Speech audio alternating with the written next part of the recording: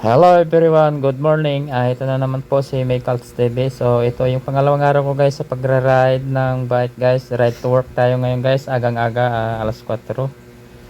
Ah, baguhan tayo guys sa kalsada guys, kaya dahan-dahan lang tayo kasi maraming sasakyan kasi alas 4, kahit na alas 5 guys, meron ng mga estudyante na pumapasok at dito ako laging dumadaan guys sa mga paaral. Ito naman napaka medyo matraffic guys, pero okay lang kahit na papaano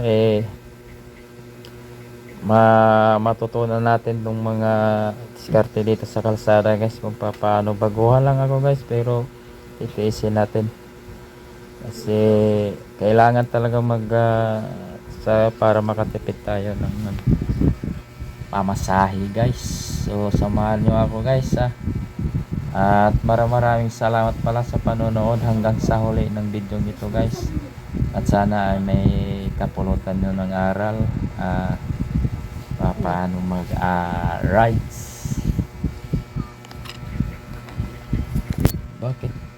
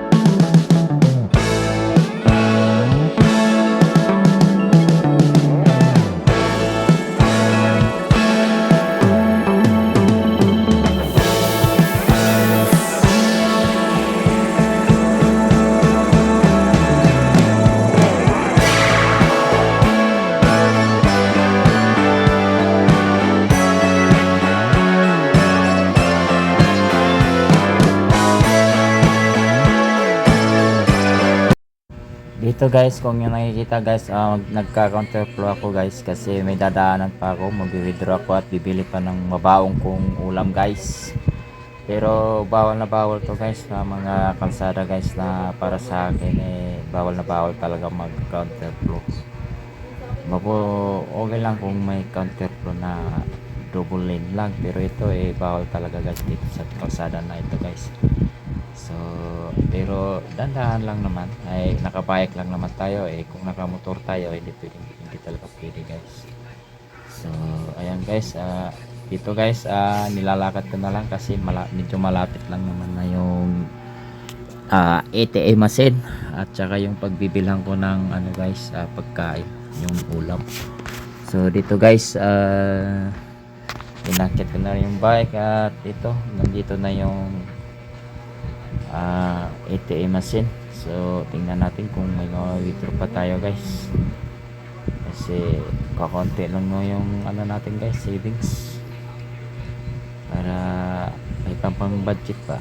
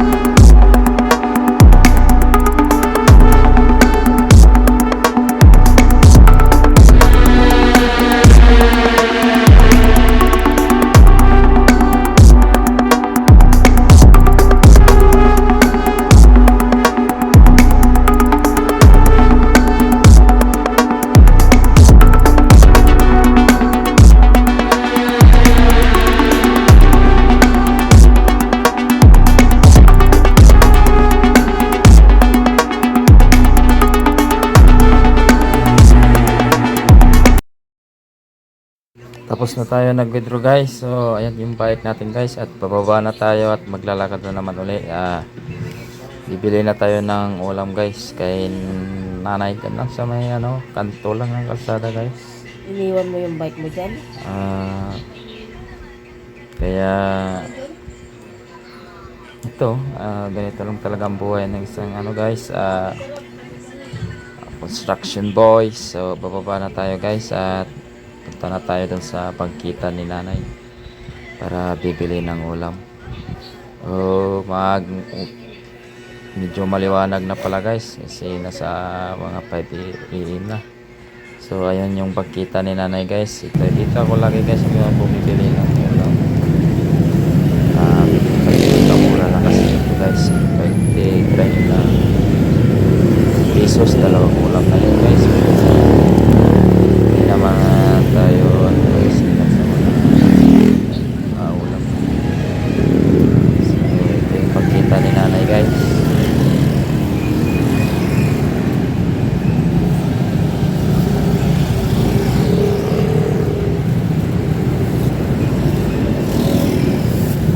Kano lahat? 40. Ay.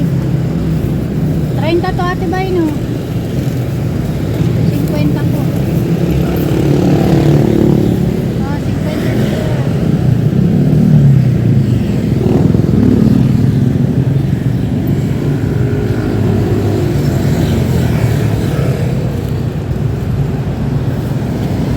Ito na magkano na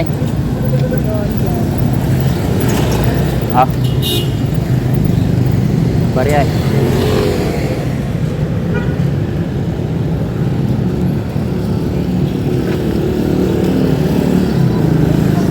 Ulam dos.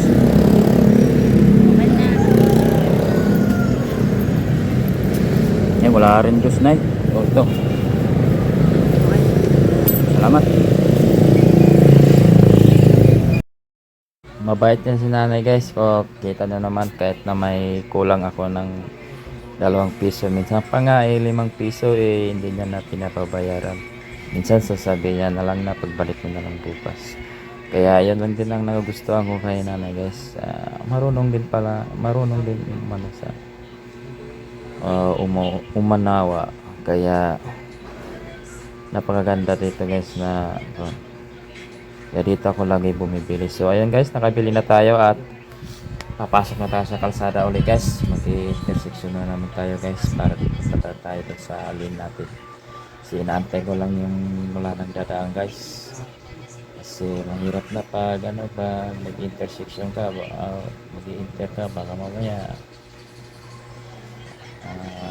mabundol ka. Kaya ingat talaga guys. Ayan, pinapadaan ko talaga lahat yan guys. Kasi mahirap na mabundol guys. Mahirap na mapilay. Kaya sa kalsada talaga guys, pag gusto nyo pumapasok sa mga ganito, sa mga mag-i-inter ka, galing ka sa gilid, ingat talaga guys. So ayun guys, tara na guys. Libre na yung kalsada guys. So dito na tayo guys sa Bayani Route guys, sa may libingan ng mga sa Bayani ay heritage pala. So didiretso na to guys. Tingnan lang natin kung anong aberya. So kung nandiyan ka pa guys, so maraming salamat sa panonood.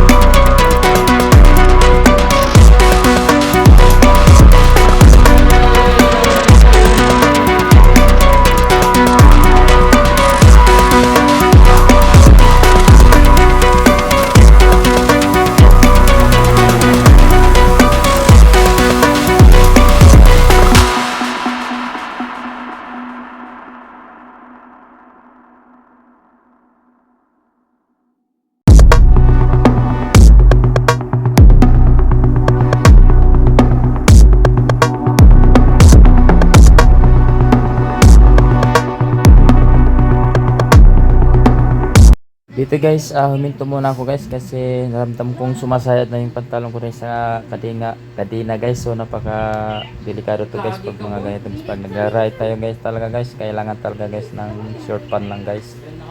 Para iwas disgrasya talaga guys kasi minsan pag nakapantalon tayo kaya naka-jogging pants. Minsan na kinakain na yan ng kadena guys kasi kaya yan ang dahilan ng pagka-disgrasya natin guys. So Ayun guys, at tinaas ko na lang yung pantalon ko guys. At yun, tuloy na rin tayo.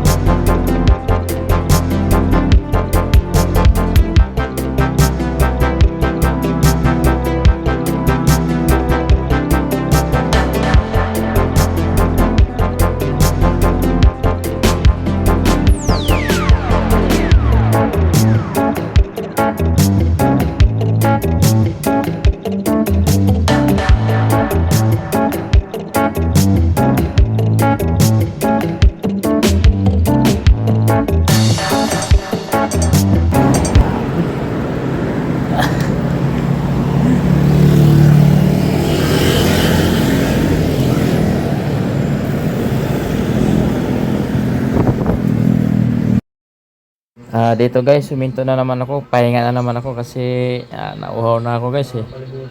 Iba talaga guys pag baguhan guys. Kaysa mga sanay na. Basa na yung pawis ko, yung damit ko guys ng pawis guys. Sobra pa sa exercise to guys, sa jogging.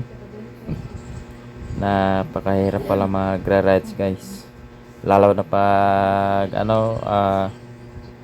maahon. So pag nagra-ride siya talaga guys, kailangan talaga na may baho ng tubig guys, kasi yan ang pinaka natin, pinakagasolina na natin. So yun guys, malapit na rin ako guys. So ayan, tabayanan na lang natin guys ang mga rides natin guys. Malapit na pala ako, dito na pala ako tayo guys sa kampo yata, kampo ng sundalo to guys. So maya ituloy na natin guys yung pagra-rides natin guys. Malapit na rin ako guys. Andito na tayo sa sa Consular yata to, malapit na sa McKinley. So tuloy lang natin to guys, yung rides natin guys.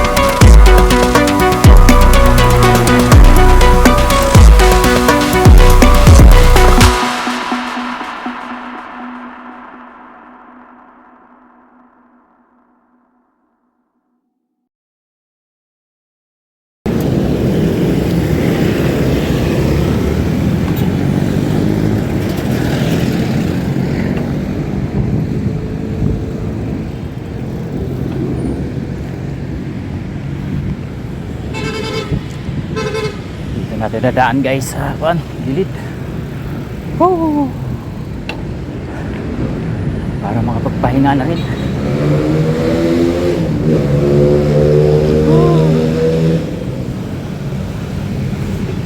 Malapit na ako sa job site guys.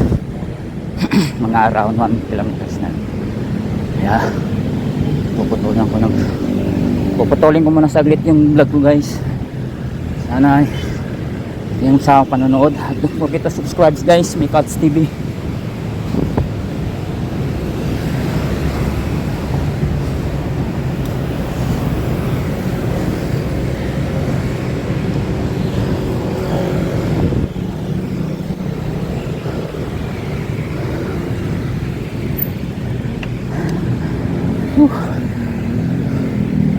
Pahinga muna tayo guys.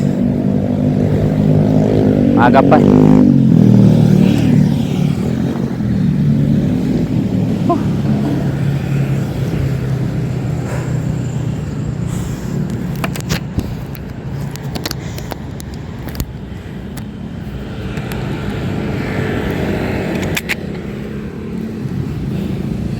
So ayan yung bike natin guys.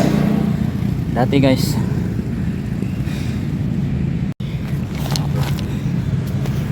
dati guys dito ako nagtatambay habang nag-aabang ng jeep, pero ngayon maaga na tayo makarating dito kasi may bike pa tayo, di ba? Yeah, mahirap guys pag baguhan guys sa ano, pasada. Kailangan talaga ano yung preno mo. Buti yung preno ko guys, hydraulic, kaya hindi ko maganda.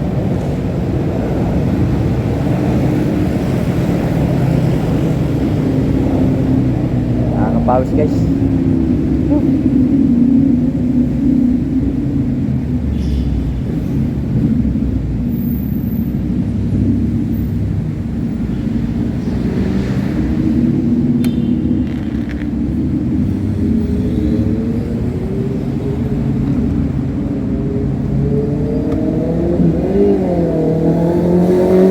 Maraming salamat guys sa pag-support na guys sa Maycalts TV guys. Huwag ito subscribe guys. Sana ay magustuhan nyo yung pagta-travel ko, ride to work, tsaka mamayang hapon guys. Thank you so much.